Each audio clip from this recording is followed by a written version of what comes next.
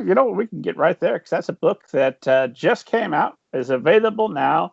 Avengers Assembly Orientation. But my question when I saw Miles Morales is there too, like how does that not from the Ultimate Spider-Man Ultimate Spider-Man fan just become the Miles Morales story, Miles Morales and Friends, a novel? Well, so part of it is that, I Peter Parker is my favorite because I always really identified with him and his kind of bad luck, his life of like being a hero despite all of the awful things that happened to him and like working beyond this terribleness. And I identify with him on that level, but I never had anyone who looked like me or who had a similar upbringing or who had all these things that are intrinsic to who I am until Kamala Khan really came out, until G. Willow Wilson, Sana Amanat, and Adrian Alphona released that first volume and that first issue of Ms. Marvel. And it was like, I was an adult and I was like, I would have lost my mind to have this as a kid. Like I would have given anything to have this kind of superhero who was going through, and she really is like the Peter Parker of a new generation, She's balancing school and being a hero. She's trying to figure out what it means to grow up, but also like what it means to be good. Like it's all of these different things that are what I love about Spider-Man, but in who's parent immigrant, who is South Asian, who has all these things that I find so familiar. So it was like a dream come true getting to write this character because I've never connected so deeply to a character before on multiple levels. So do you feel like not a sense of ownership, but maybe like a sense of extra kinship now that you've written that character, where you could maybe go on and write book after book? Also, will you be writing book after book about the con? It's more that I'm glad I got to spend time with her in this kind of book, which is like a really fun middle grade like adventure story. It's heavily illustrated with illustrations by James Lancet, which are so cute and funny.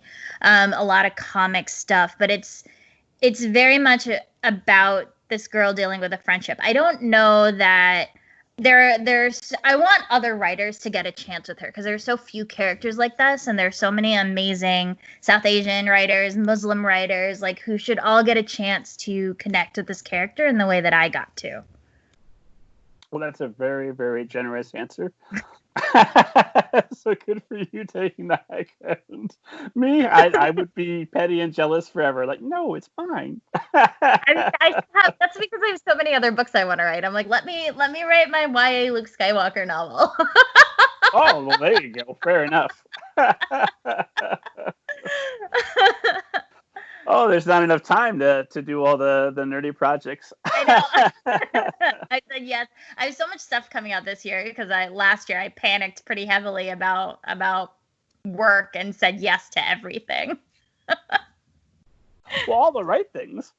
Yes. Of the three we've talked about, maybe there's a fourth I don't know about that's just terrible, but these three sound amazing.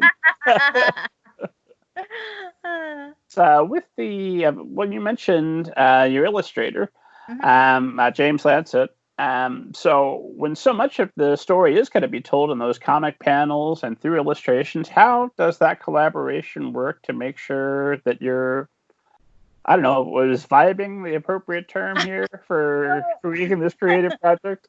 IP is a little different because, you don't have a ton of control because you are playing in someone else's sandbox, basically. So, James and I didn't collaborate directly. Basically, like I worked with my editor and then he worked with the editor and they did it that way. He's in England, I think. Like we've never met or anything. Everything has been virtual. But so I wrote the script and I would write out like how I thought the illustrations would like could look, and I'm sure he was like, you don't know how illustrations work, like I'm okay, but so I would write out like a comic script essentially, and then when I got to see passes and got to see art and all of those things, and it was kind of like that. It was like me, editor, James, editor, me. Oh, okay. Yeah.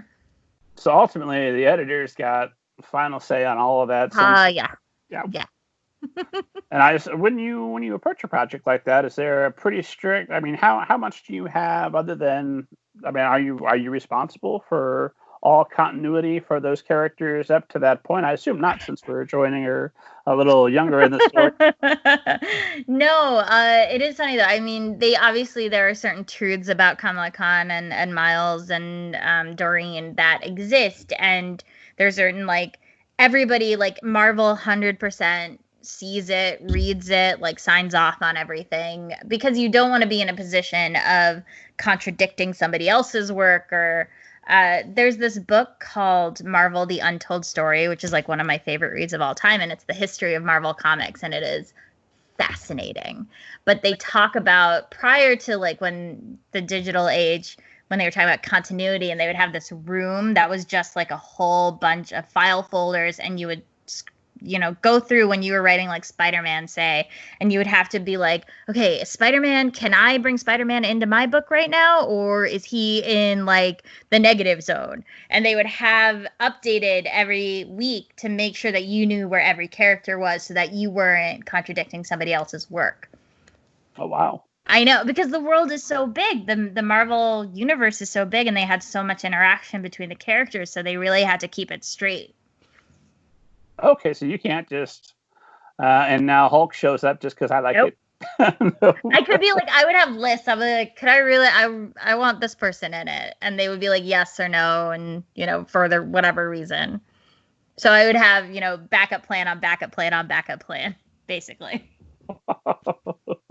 So, I mean, do you have to, since you're getting that approved up front, then how's this working? Are you writing an outline that gets that approval? Mm-hmm. What's the process for writing an Avengers book? For this one, I can't speak to all of them, but for this one, it was outlining chapter by chapter. Then that would go out for approval. I would make edits based on whatever comments. Once that was approved, then I could start writing.